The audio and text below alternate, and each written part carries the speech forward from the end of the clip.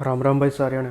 आज अपन कवर करेंगे दो कॉन्सेप्ट्स जो कि है कमेंट्स और वेरिएबल्स। अभी तक आपने सबलाइम टेक्स्ट एडिटर इंस्टॉल कर लिया होगा, तो अभी आपको एक पाइथन की एक फ़ाइल बनानी पड़ेगी।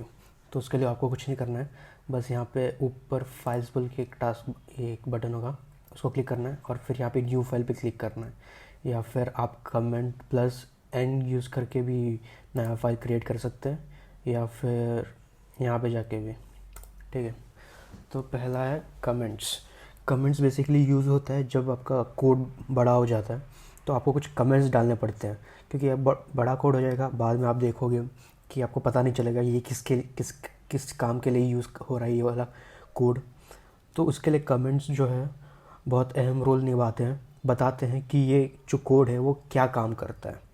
तो आपको कमांड डालने के लिए कुछ नहीं करना है, हैश यूज़ करना है। इसके बाद आप कुछ भी टाइप करोगे, ये प्रिंट नहीं होगा, ये एग्जीक्यूट नहीं होगा, कुछ भी नहीं होगा। ये है सिंगल लाइन कमेंट। अगर आपको मल्टी लाइन कमेंट लगाना है तो आपको बस 3 कोटेशन मार्क्स लगाने हैं, जैसे कि आप ले सकते हैं, ये 3 है कोटेशन मार्क्स, ऊपर और नीचे लगा दोगे तो ये आपका मल्टी लाइन कमेंट बन जाएगा। 2 टाइप के होते हैं, सिंगल लाइन और मल्टी लाइन। तो यह है मल्टी लाइन, और ये है हैश से आपका बन जाएगा सिंगल लाइन। ये था कमेंट्स। अभी वेरिएबल्स देखते हैं।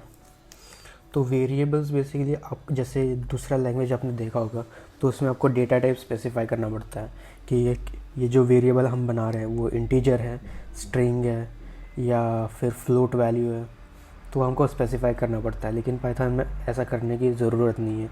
ये अपने आप ही प्रेडिक्ट कर लेगा कि जो ये वेरिएबल अपन बना रहे हैं वो कौन से डेटा टाइप से बिलोंग करता है।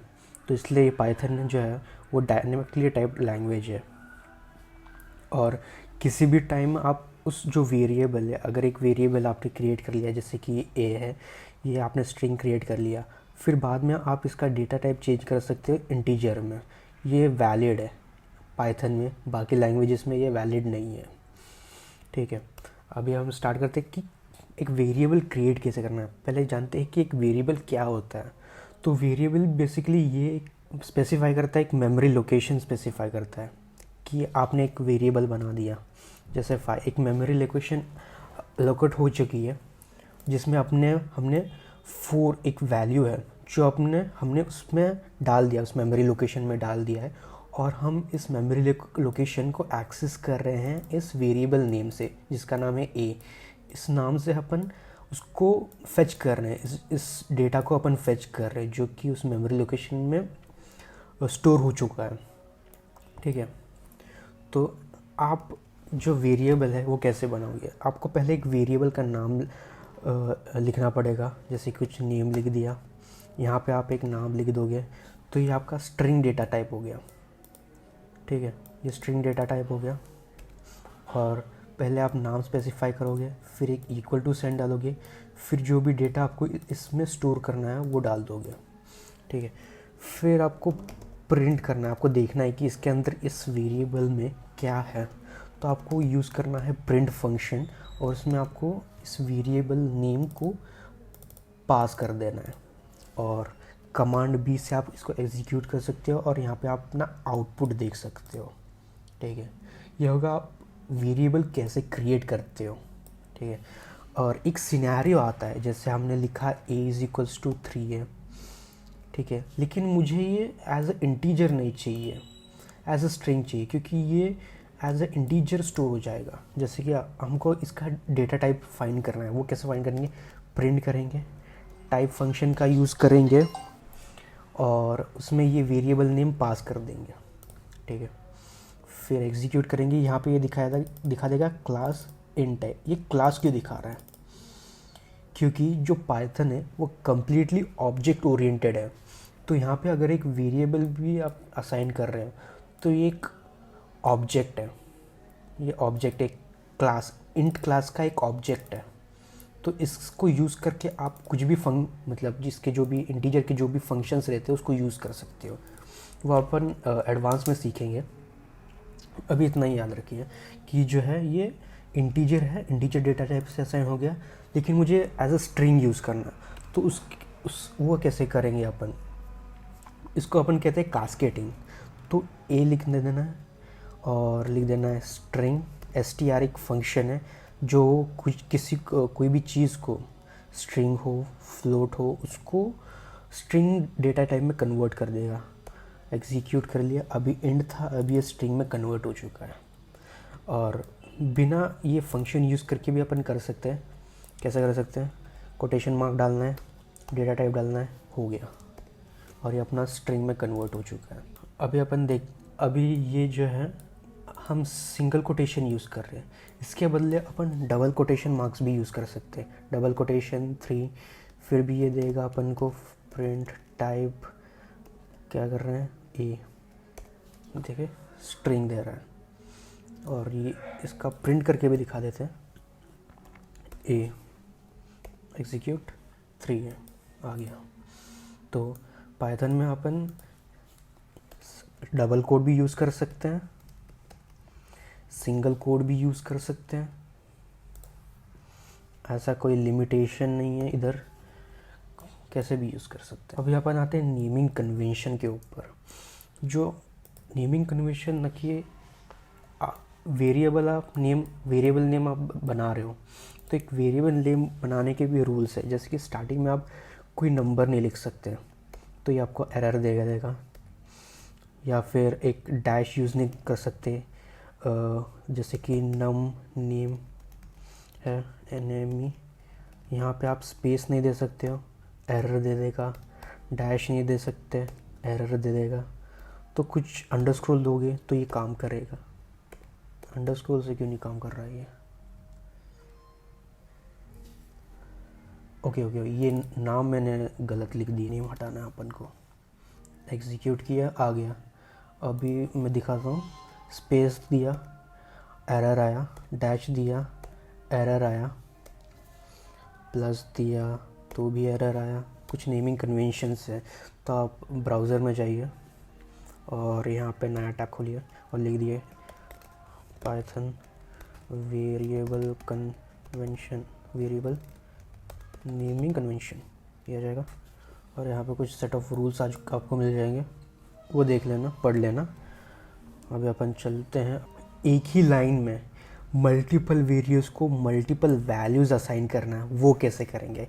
जैसे मेरे पास 3 वेरिएबल्स है x y z। अभी इस वेरिएबल्स को मुझे अलग अलग वैल्यूज़ असाइन करना है, तो कैसे करेंगे, सिंपल 1,2,3 हो गया। इसको प्रिंट कर लेंगे x y एंड z, आ गया, सिंपल, कुछ दिक्कत की बात नहीं है। अभी अपन को क्या करना है, जो 3 वेरिएबल्स हैं x y और z, अभी इसको हमको एक ही लाइन में एक ही वैल्यू असाइन करना है। तो कैसे करेंगे, बस x is equals to y is equals to z equals to कुछ डेटा पास कर देंगे, एग्जीक्यूट, आ गया। बहुत सिंपल, कोई दिक्कत की बात नहीं। अभी अपन के पास एक लिस्ट है, जैसे अपन लिस्ट एक बना देंगे, एक नंबर की लिस्ट बना देंगे, num इक्वल्स टू 1,2,3 बना दी। अभी इस लिस्ट में जैसा ये पहला डेटा है, इसको अपन एक वेरिएबल में स्टोर करेंगे, इसको दूसरे वेरिएबल में, इसको तीसरे वेरिएबल में। वो कैसे करेंगे, simple x, y, z equals to, ये लिस्ट का नाम पास कर देना है, print x y z, execute. अभी इधर एक कॉन्सेप्ट रहता है ग्लोबल वेरिएबल, एक रहता है अपना ग्लोबल वेरिएबल और लोकल वेरिएबल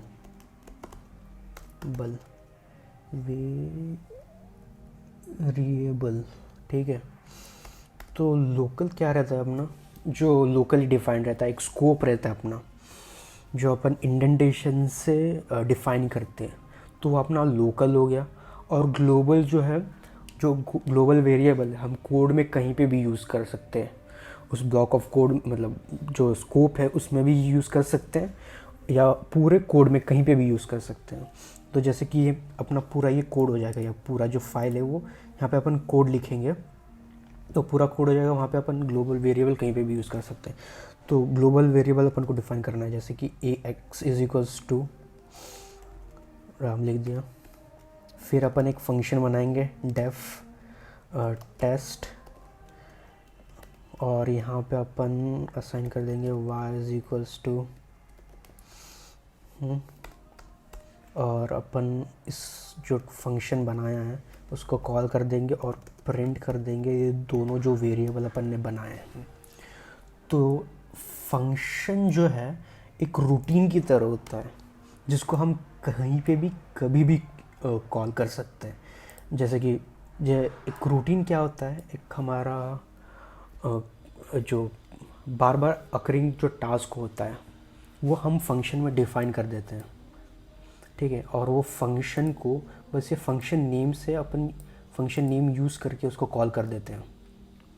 वो जो बार बार अकरिंग होता है उसको अपन एक फंक्शन बनाते हैं, उसमें पूरे टास्क लिख देते हैं, और उस टास्क को हम कहीं पे भी एक ही बार बना दिया वो टास्क, और उसको हम कहीं पे भी कभी भी यूज़ कर सकते हैं।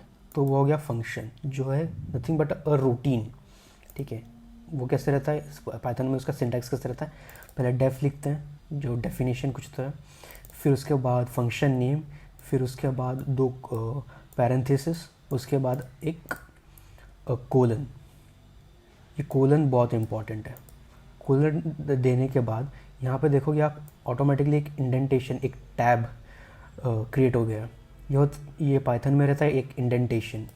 और अगर ये जो है इसके बाद जो भी होगा, मतलब क्या बोलते हैं अपना, जो भी स्टेटमेंट्स आप लिखोगे, एक इंडेंटेशन देख के जो भी स्टेप्स लिखोगे वो इस फंक्शन का पार्ट होगा, ठीक है। जो भी इंडेंटेशन दोगे इस स्टेटमेंट में, जितने भी इंडेंटेशन वाले स्टेटमेंट्स हैं वो इस फंक्शन के पार्ट हो गए। तो वो है अपना स्कोप। ये जो है इस फंक्शन का स्कोप क्या है, जितने भी स्टेटमेंट इस इंडेंटेशन से दिए गए हैं तो वो इस टेस्ट का स्कोप हो गया। बाकी में कैसा होता है, बाकी प्रोग्रामिंग लैंग्वेज में अपन कर्ली ब्रैकेट्स का यूज़ करते हैं स्कोप डिफाइन करने के लिए। तो इस कर्ली ब्रैकेट्स के अंदर जो भी स्टेटमेंट आएंगे वो इस स्कोप का पार्ट हो जाएंगे। जैसे कि फंक्शन है, फंक्शन का स्कोप डिफाइन करना है दूसरी लैंग्वेजेस में, दूसरी C++ में अगर हमको इसका स्कोप डिफाइन करना है तो हम यूज़ करते हैं कर्ली ब्रैकेट्स का, और कर्ली ब्रैकेट्स में वो सारे स्टेटमेंट्स डाल देते हैं। तो जो इस ब्रैकेट्स के अंदर जो भी स्टेटमेंट आएंगे वो इस फंक्शन के पार्ट होंगे। तो उसी प्रकार पाइथन में इस फंक्शन के जो भी स्टेटमेंट्स होंगे, इस फंक्शन के स्कोप में जितने भी स्टेटमेंट्स होंगे वो डिफ़ाइन किए जाएंगे इस इंडेंटेशन से, ठीक है। तो अभी हमने ये फंक्शन बना दिया, इसका स्कोप डिफ़ाइन कर लिया है, हमने एक ही स्टेटमेंट डाला है, मतलब ये एक स्टेटमेंट इस फंक्शन का पार्ट है, ये एक स्टेटमेंट, ठीक है। तो ठीक है, तो अभी हमने देखा था ग्लोबल वेरिएबल। ये जो ग्लोबल वेरिएबल है हम इसके यहाँ पे कहीं पे भी यूज़ कर सकते हैं, इस फंक्शन में भी यूज़ कर सकते हैं, और इसके बाद जितने भी अपन फंक्शन लिखेंगे सब में हम इसको यूज़ कर सकते हैं। लेकिन y जो है अपना लोकल वेरिएबल है। लोकल वेरिएबल क्यों है? क्योंकि ये बस इस फंक्शन का पार्ट है, इस फंक्शन के अंदर ही अपन कहीं पे भी यूज़ कर सकते हैं, इस फंक्शन के अंदर ही इस वेरिएबल को यूज़ कर सकते हैं। तो ये फंक्शन का पार्ट हुआ, ठीक है। अगर अभी अपन देखेंगे मैं इसके बाहर है, ये जो है x अपन कहीं पे भी कॉल्स कर सकते हैं, लेकिन ये जो y है मैं इस स्कोप, ये जो लोकल वेरिएबल है इसको इसके स्कोप के बाहर में यूज़ कर रहा हूँ। तो एग्जीक्यूट किया मैंने, ये एरर आ गया क्योंकि ये स्कोप के बाहर है, ठीक है। और क्योंकि अभी मुझे इसको ग्लोबल बनाना है, इस वेरिएबल को ग्लोबल वेरिएबल बनाना है। तो सिंपली अपन को ग्लोबल कीवर्ड यूज़ करना है। कौन सा वेरिएबल अपन को ग्लोबल वेरिएबल बनाना है उसका नाम लिखना है, एग्जीक्यूट करना है, आ गया, प्रिंट हो गया। और ये ध्यान में रखना है कि ये जो स्कोप, इस फंक्शन के अंदर ये जो स्कोप है, पहले अपन को इसको कॉल करना पड़ेगा, इस फंक्शन को कॉल करना पड़ेगा, तब जाके ये जो वेरिएबल है वो ग्लोबल वेरिएबल बनेगा।